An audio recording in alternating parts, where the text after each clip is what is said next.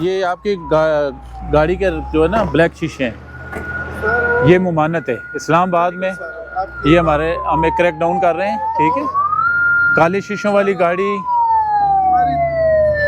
गैर नमूना प्लेट, ठीक है, असला मुनीशन, ड्रग वगैरह, ये सख्ती से हमने बिल्कुल क्रैक डाउन किया हुआ है। जो गाड़ी एंटर होती है हम इसको सख्ती से चेक करते हैं। ये आपने किस रीज़न पे लगाए हुए हैं, अभी रिमूव करें फौरी।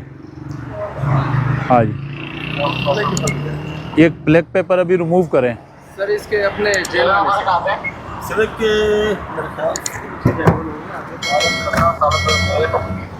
नहीं लगे हुए हैं, ये अंदर शीट लगी हुई लगी है। ठीक है, मैं सर इसको रिमूव कर लेंगे सर। स्क्रैच इस पे लग जाएगी। साइड पे ना आप गैर नमूना प्लेट लगाई हुई है, वो भी सही करें। फ्रंट वाला है सही है, एक को इनको ले जाओ, गाड़ी थाने में बंद कर दो। इसकी तबीयत ठीक नहीं लग रही, ले जाओ थाने। सुबह ये कोर्ट से ना अपना सुपरदारी करवा ले।